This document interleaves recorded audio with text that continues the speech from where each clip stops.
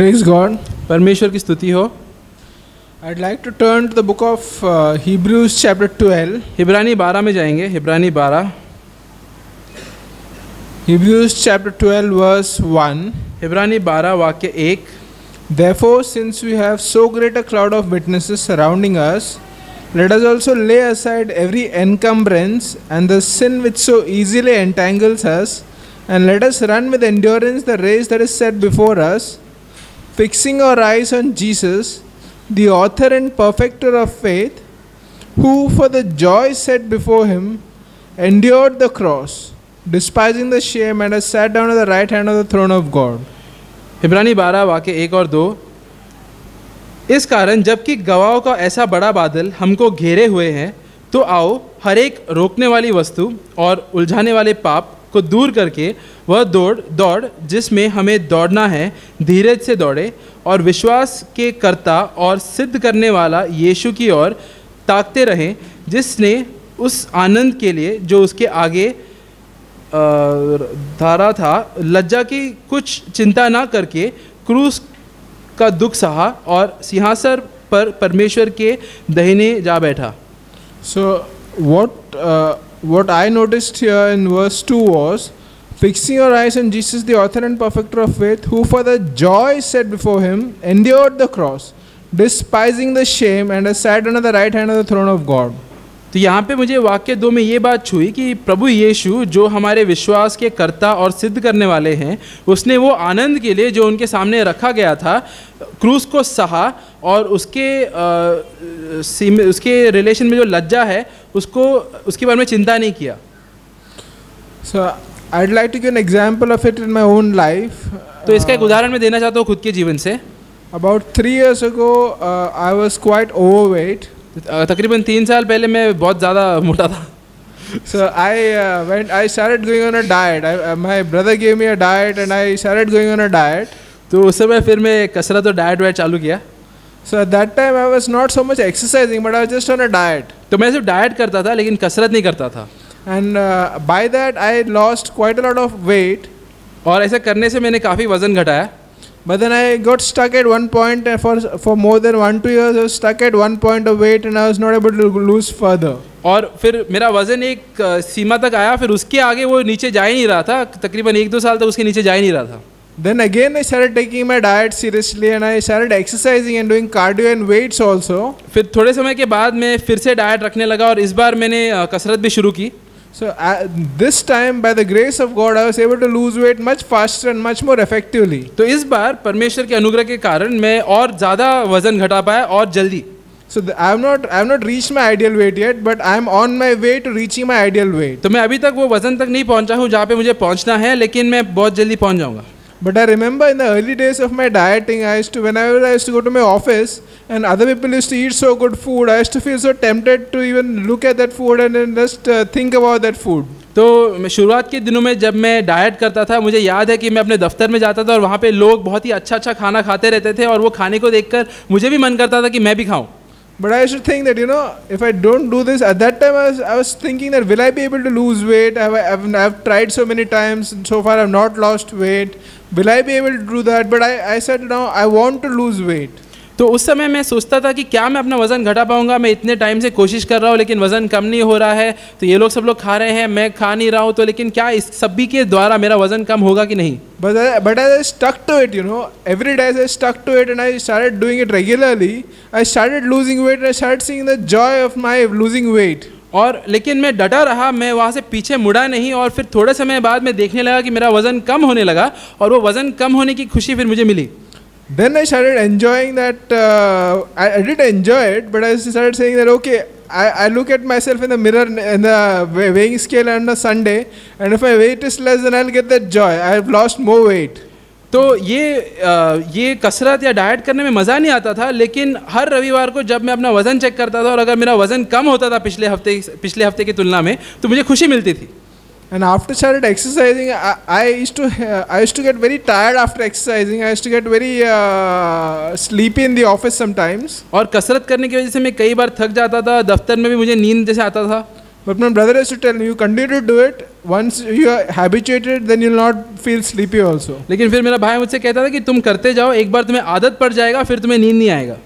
So in the same way, once I'll reach my target weight, once I'll get a physique which I wanted and do it for the glory of God, that time I'll finish my course of my fitness. तो एक बार जो मुझे वज़न पे पहुंचना है, जो शरीर मुझे प्राप्त करना है, मैं वो प्राप्त कर लूँ परमेश्वर की महिमा के लिए, फिर मेरा जो मार्ग था, जो दौड़ था तंदुरुस्त होने का, वो मैं ख़त्म कर दूंगा.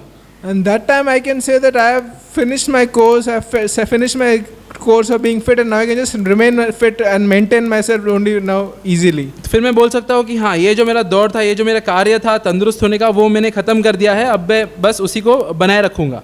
In the same way, God also spiritually wants us to be fit. उसी तरीके से परमेश्वर चाहता है कि हम लोग अपने आत्मा में भी तंदुरुस्त बने. And He wants us to reach a particular level of fitness in the spiritual realm in relation with Jesus, as much as Jesus was. और वो चाहते हैं कि हम लोग अपने आत्मिक रूप से भी तंदुरुस्त बने और प्रभु यीशु जैसे हैं वैसे बने.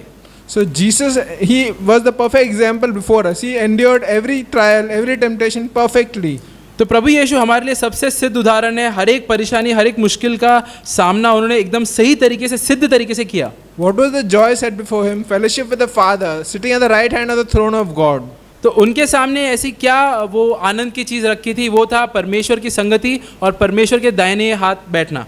So every time He used to suffer in the flesh, He used to remind Himself, I have to go and sit at the right hand of the Father, I have to be glorified, my brothers and sisters will be saved. He saw the good in everything and He submitted to His Father, even suffering the flesh, even though He suffered so much. Yet He said, I will still endure it for the joy set before me. तो जब कभी भी उन्हें क्रूस उठाना पड़ता था, उस समय वो खुद को याद दिलाते थे कि अगर मैं ये क्रूस उठाऊंगा तो एक दिन मैं आगे जाके परमेश्वर की दाहिनी ओर बैठूंगा. मेरे जीवन के जरिए मेरे जो भाई बहन हैं, दूसरे लोग हैं, वो लोग भी उद्धार पाएंगे. तो ये सारे जो चीज़ है, उनमें से जो उनको आनंद मिलता था, उसके जरिए वो प्रोत्साहित होते थे कि वो क्रूस उठाए. So in the same way, I should also do the same thing. This is true for me too.